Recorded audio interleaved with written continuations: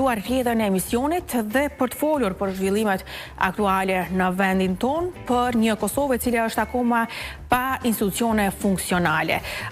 Tashmë për thirrjen e seancës kuvendit, presidentja është deklaruar pra që do të thirret të premten, megjithatë një procedurë e tillë është zvarritur dhe për diskutuar për situatën aktuale në vendin ton. Kam kënaqësinë që me mua në studio është profesori universitar Mazlum Paraliu. Zotëri Paraliu, mirë se erdhët. Mirë. Pra kemi profesor, po hym në një fazë ku akoma nuk kemi institucione funksionale dhe pas zgjedhjeve të reja, ju në fakt veç se keni deklaruar se seanca konstitutive nuk është dashur të shtyhet dhe mund dashur në fakt të bëhej më njëherë pas certifikimit të rezultateve.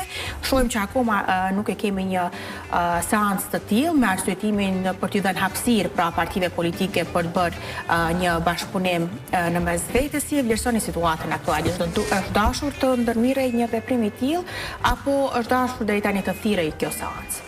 Fillimisht është dashur që menjëherë pas certifikimit të rezultateve, po edhe para certifikimit të tyre që subjektet politike, në radhë parë subjekti politik apo koalicioni fitues, bashkë me të tjerat partitë parlamentare, të bëjnë biseda intenzive, të vazhdueshme dhe serioze për ta përgatitur një marrëveshje, një dakordim, një kompromis, si të doni njerën për këtyre modaliteteve dhe variacioneve zgjidhore për çështjen e presidentit. Për arsye se pikërisht për shkak të mos pajtimeve, ngërçeve që kanë ekzistuar, egove politike antagoniste në mes të palëve pra politike, partive politike para zgjedhjeve, janë shkaktuar këto zgjedhjet e fundit.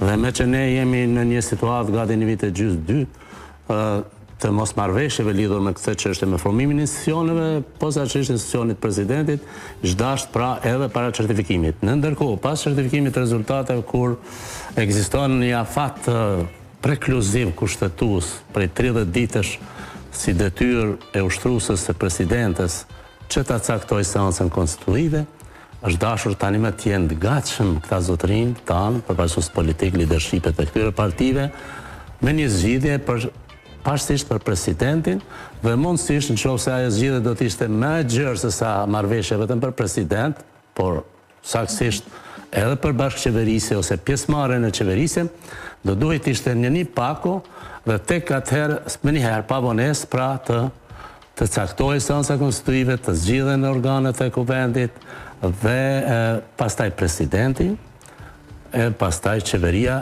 që do t'ishte një rend pa u vonuar dhe pa nënçmuar të tjerët, sepse nëse siç ishte paralajmëruar se do të shkojë kuvend, qeverie, pastaj president, natyrisht kështu është vepruar edhe herën e kaluar, vitin e kaluar, ka dështuar. Prandaj vonesa që është shkaktuar është pasojë e mos veprimit efikas, efektiv dhe të vazhdueshëm të subjekteve politike, po them, parsisht të fituesit, që intenzivisht i vazhdoj bisedat dhe të ketë një zgjidhje para se të caktohet seanca dhe para se të mbahet seanca konstitutive, në mënyrë që ne pako të kemi një zgjidhje institucionale, ose të paktën një zgjidhje për presidentin dhe një zgjidhje tjetër ashtu siç e ka shumicën, nuk ka problem fituesi për organet e kuvendit dhe për qeverinë. Tani, Zotëri Paraliu, po shohim dhe kemi parë edhe në të kaluarën që kushtetutës së vendit i bën interpretime të ndryshme. Lë hapësirë për interpretime të ndryshme kushtetuta e vendit? Po, fatkeqësisht po, veçanërisht vendimet edhe kushtetuta dhe vendimet e gjykatës kushtetuese. Kjo kushtetutë dorën zemër përveç rëndësisë pa diskutueshme dhe pa kontestuar historike të jashtëzakonshme. Sepse kemi të bëjmë me një akt kushtetues historik të parin të Republikës së Pavarur të Kosovës. Dhe pa marrë parasysh përmbajtjen e saj që gjithsesi është shkruar nga të tjerët, është imponuar nga të tjerët, dhe nuk është vullneti burimor dhe të autentik i popullit dhe ekspertizave të popullit dhe të njerëzve të saj të Kosovës, natyrisht që kjo kushtetutë le shumë për dëshuar përkundër faktit që është thënë për te gjithçka më së miri se është më demokratike, më e mira, po jo, ka dëshmuar koha që kjo kushtetutë ka vakume serioze, ka zbrasje dhe zgjidhje të pa qëndrueshme dhe të dëmshme për Kosovën përkundër atyre të mirave. Por si të qoftë, kjo nuk ja zbeh rëndësinë historike të saj, është një dokument që do ndryshime, dhe unë do të thosh ajo të ndryshime, themi, simptomatike dhe simbolike e kozmetike, por ndryshime serioze deri në rishkruarje. Duhet të rishkruhet, sepse vetë preambula asaj është e mangët, për të mos hyrë në detale tjera. Ndërka që po ashtu vendimet e gjykatës kushtetuese, jo rastisht i përmenda në pyetjen tuaj si përgjigje edhe këte, sepse edhe aty kemi vendime të ndryshme të cilat njëherë janë interpretuar nga gjykata për të njëjtën çështje kështu dhe herën tjetër ashtu. Pra dhe kanë vënë pastaj dilema dhe kanë vënë thjesht dispozita shtesë kushtetutës, sepse vendimet e gjykatës kushtetuese kur ajo hyn fuqi, pra cili do të qoftë ai vendim është pjesë e kushtetues. Bëhet pjesë e saj. Dhe në këtë rast ne tani kemi problemet që i kemi pikërisht edhe për presidentin, është pasojë e një vendimi bile dy vendime të gjykatës kushtetuese, njëri ndryshe tjetri pak më ndryshe, mirë po që thjesht e kanë vënë akcentin në domosdoshmërinë e qëndrimit të deputetëve në kuvend në seancën kur zgjedhet presidenti dhe bërjen e një forumi i cili do duhej të kishte 80 deputet apo deputete bashkarisht të pranishëm për të mundur të procedohet në rundin e parë dhe të dytë zgjedhja e presidentit.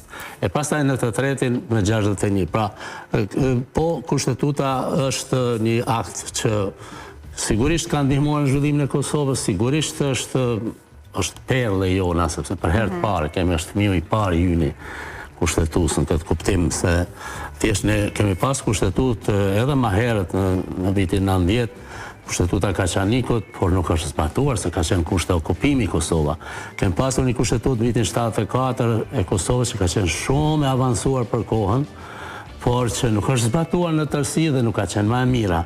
Dhe nuk ka qenë e Republikës, e shtetit pavarur. Tani për herë të parë kemi një kushtetutë shtetit pavarur dhe prandaj në aspektin historik kjo është perl, po them është diçka që mrekulli që na ka ndodhur neve ashtu si edhe pavarësia, edhe që duhet ruajtur, por duhet përpunuar, duhet ndryshuar, plotësuar dhe bërë më të mirë që t'i qëndroj kohës, sepse për shembull vetëm edhe një fjali ta them lejoni disa zgjidhje që janë brenda kushtetutës. Për shembull vetoja e pakicave dhe ligjet ashtu quajtar të interesit vital që po ashtu i kërkojnë shumicën e dy fishtë të shumicës, pra nga 120 deputet, shumica 80 dhe shumica pakicave nga 20 duhet jenë 3-14 aty, pra tregon që ne jemi të blokuar. Dhe në fakt pakica e blokon shumicën. Ndërkohë që në doktrinë, në shkencën e demokracisë dhe të drejtësisë, kjo quhet tirani. Në qoftë se të paktit i pengojnë të shumtit. Duke ditur definicionin njerin, për definicioneve kryesore ose ma kryesore madje, padyshim është se demokracia është sundim qeverisje e shumicës. Dhe në këtë rast kjo kushtetutë i ka këto dispozita, ka edhe dispozita tjera që pengojnë, ka të ngritur në rang, bie fjala disa institucione dhe edhe komunale që janë shtet në shtet dhe që kanë kompetenca asimetrike, edhe ligje tjera, ligji për shembull për qeverisjen lokale e tjera. Komuna me shumicë serbe ju japin ingerenca të caktuara që në fakt janë kvazi shtete brenda shtetit.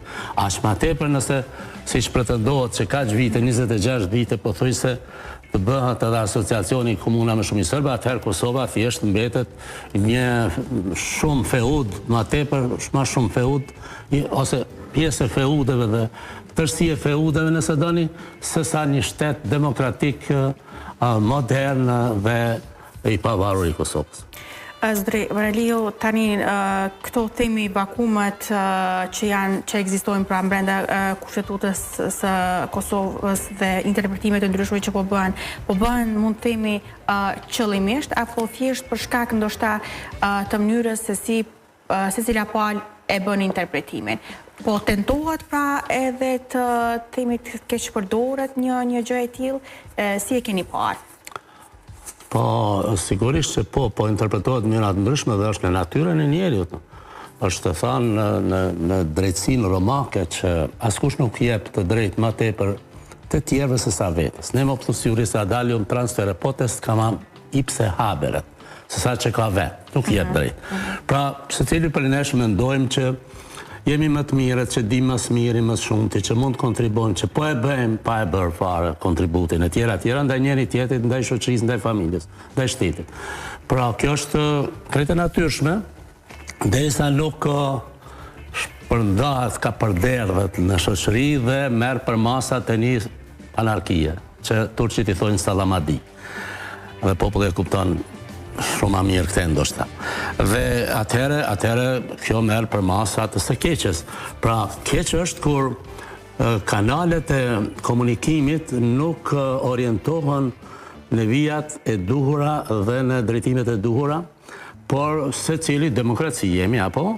Por demokracia nuk është anarki, nuk është Salamadi, nuk duhet kuptuar ashtu, që të bëjë secili çka dojë, të flasë çka dojë, të shajet bërtasët, të ofendoje, të fyje tjera, nuk është demokracia, s'ka do ne.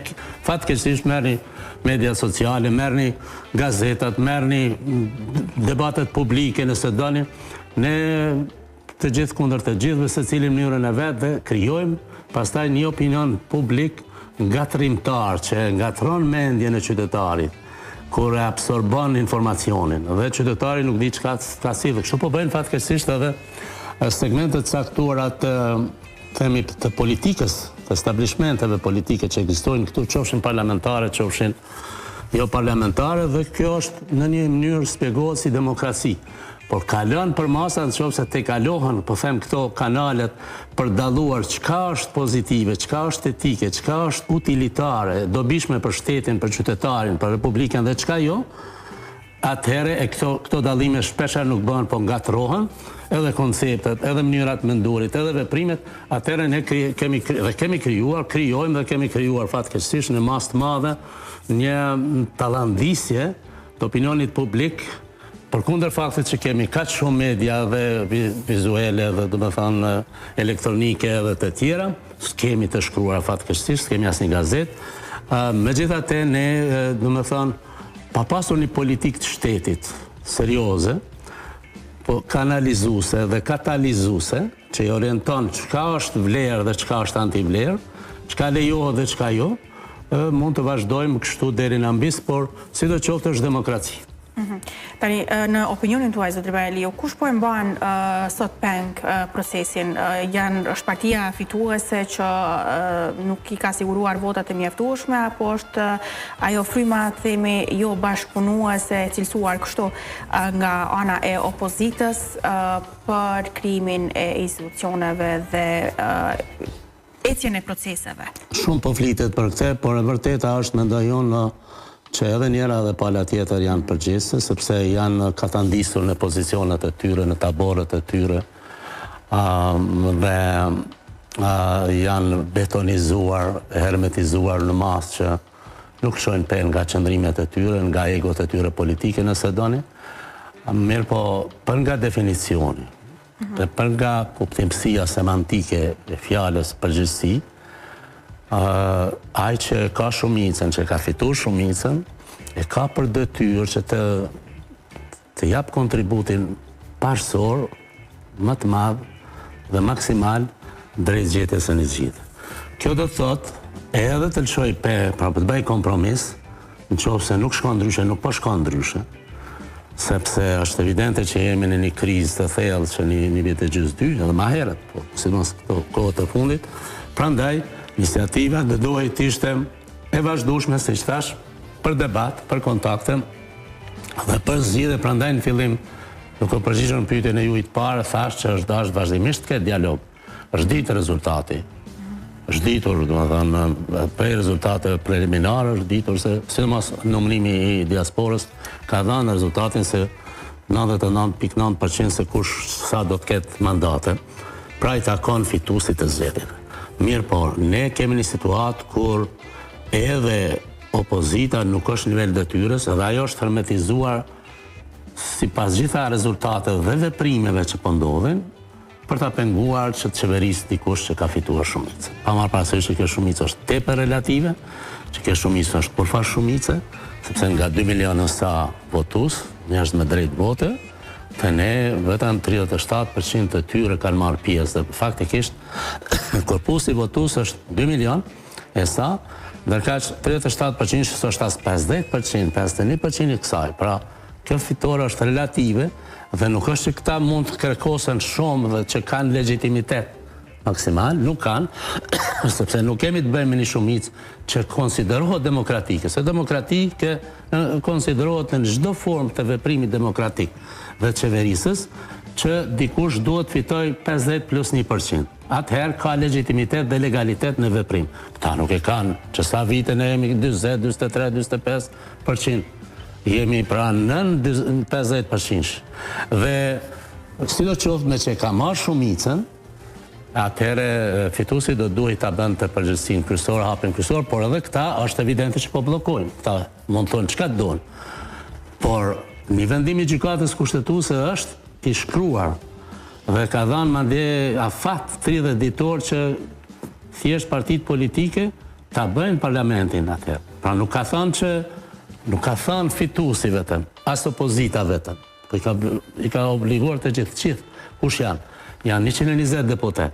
Po tani po flasim ne kryesisht për shumicën shqiptare, që janë 100, të cilët kanë përgjegjësinë më të madhe se përkasin shumicës, e demokracia nuk kupton sundimin e shumicës, tha më parë. Pra është dashur që të gjithë bashkë të respektojnë kushtetutën, të jenë të pranishëm në këta po e marrin dhe mandej tash flasin e fyjnë e shajnë e bëjnë çka dojnë, por është në nderin e tyre.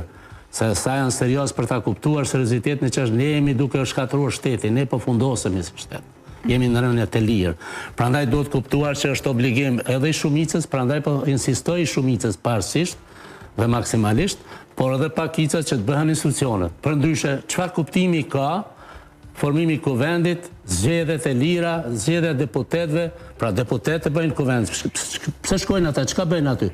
Shkojnë për ta bërë kuvendin, në këtë rast edhe presidentin, edhe qeverinë, dhe sidomos presidentin se është i të gjithëve, dhe kuvendi është i të gjithëve, qeveria është ati i fituesit.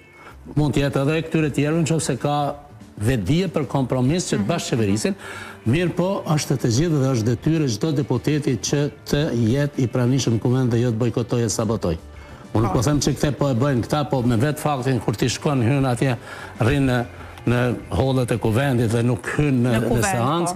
Pra, kontributin, po flas në aspektin kontribut dhënës, kontributin mund të jap edhe opozita me një vetdije institucionale. Vetëm edhe dy shembuj po jap që e ka treguar kjo opozitë. Dhe do duhet vazhdonte pse nuk është dobësi, as nuk është ligësi. Për shembull në rastin e zgjedhjes së kryetarit të kuvendit kur e zgjodhen, ja zgjodhi opozita, ja zgjodhi shumicës kryetarin e kuvendit vjet apo jo. Pastaj, kjo ishte PDK-ja që e bëri një gjest jashtëzakonshëm institucional, të rëndësishëm, një vedi institucionale, një emancipim demokratik dhe politik i nivelit më të lartë. Këtë e bëri edhe LDK-ja të rastin e kryetarëve. Pra, pse të mos e bëjnë tash? Dikush do të thoshte, po kjo është lëshim pe i vetëvendosjes. Jo, nuk është. Sepse unë jam i bindur që ai kryetar ose kryetare, president, që zgjidhet në këtë mënyrë edhe nga opozita, si që në rastin me Atifete Jajakën ka pas numrin më të madh vota, ani që ka ardhur me një farë lloj porosie nga jashtë.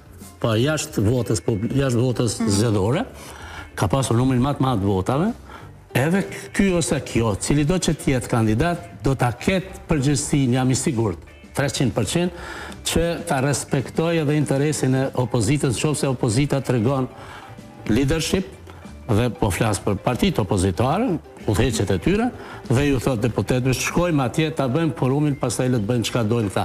Nëse nuk ka një zgjidhje tjetër, sepse është e mundur që shumica, duke u mësuar që tripar zgjedhjet që përkundër kësaj çka po ndodh, që ka përgjegjësi patjetër, për shtripë merr shumicën, thotë hajde se po shkojmë në zgjedhje, ti dobësojmë këta dhe atë, edhe mund dobësohen. Prandaj nuk është mirë që në formë të bojkotit dhe të abstinencës, pra mungesës në vendimarrje, pranisë fizike, aty ti mos i voto, ndesh voto për, ndesh kundër, ndesh abstenim. Ne kemi këtë situatë, pra kontributi negativ, dëmi dhe pasura që po i shkakton shumica dhe pakica, është edhe shumicës edhe i pakicës, dhe në këtë rast nuk mund të matet me dërhem se sa gram ka kush ma tepër përgjithësi, por kjo klasë politike si e tëra po dëshmohet e papërgjithshme duhet ta ndërpres këtë formë të sjelljes. Një pyetje të fundit zoti Paralio, me që se jemi minutat e fundit, sa i përket edhe çështjes së presidentës, cilat teme a mendoni që presidentja pra ka kompetencë në kompetenca që ajo ka mund të bëj më shumë në zhbllokimin e situatës të cilën e kemi ne, apo në fakt roli i saj tashmë është i kufizuar nga kushtetuta? Si është... Po flitni për ushtruesën e detyrës Ushtruesën e detyrës, po. Po ajo nuk mund të ketë më shumë se kaq, por përpjekje mund të bënte. Pse jo? Ani që se ajo është në rolin zyrtar ex officio e ushtruesës detyrës presidentit. Dhe këtë ka marrë me fuqinë e votës që ka marrë subjekti politik i cili e ka dërguar sekretarët kuvendit. Dhe mandej kushtetuta ja ka dhënë mundësinë që të jetë ushtruese e presidentit. Është dashur edhe ajo të thras. Dhe jo thotë shkoni tek kryeministri, po të thras edhe vetë partitë politike. Mirë po, mungesa e besimit që është krijuar një gap, një hulli e madhe, që është krijuar mosbesimit mes partive politike, duke e fyer njëri tjetrin dhe mandej për inat këtij apo këtij është e tillë që shkalla e besueshmërisë është nivelin si duket më të ulët të mundshëm. Dhe ajo e din që nuk i vinë këta, për shembull nuk do ta vënë sprovë vetën. Por po ka mundësi, ka pas mundësi gjithsesi dhe është dashur dhe duhet ende ka kohë që ti thras para të premtës, po edhe pas të premtës, edhe pas si ta ketë caktuar seancën konstitutive mund ti thras nëse kryeministri nuk ka kohë ose nuk don ta lejnë moment fundit, që shmendon ai se që ka vepruar disa herë. Moment fundit thot populli natën e Bajramit nuk përgatitet Qurani. Duhet më herët. Duhet ta blesh e ta mbajsh pak e ta përgatitsh e pastaj. Kështu që po mundet dhe duhet mirë, po mungesa e besueshmërisë ajo e din që si shkojnë, nuk do ta vënë sprovën ndoshta vetën, sidoqoftë është përgjegjësi e fituesit në këtë rast kryeministrit në detyrë që 3 herë po i fiton zgjedhjet, që kësaj radhe dukshëm ma me përgjegjësi është sjell, është evidente, por edhe më tepër duhet të ketë kontinuitet, vazhdimsi ditë e natën. Nuk ka prioritet më të madh, tash asnjë detyrë është detyrë, disa punë mund t'i kryej, disa s'mund t'i kryej se s'kan mandat, as kryeministri as anëtarët e qeverisë. Është dashur në kontinuitet, në vazhdimsi të ketë dialog ditë e natën, forma të ndryshme, jo vetëm publike, s'është të thonë, jo për punë të mungesës transparencës, por për punë të efikasitetit, që të ketë një marrëveshje, të ketë biseda, të ketë kontakte për një marrëveshje për president. Nëse kjo s'është e mundur vetëm për president, se s'ka interes për shembull PDK-ja, atëherë edhe për bashkëqeverisë, qoftë me LDK-n, qoftë me PDK-n. Unë të falenderoj jashtëzakonisht shumë për kohën tuaj dhe gjitha këto informacione që ndat me shikuesit.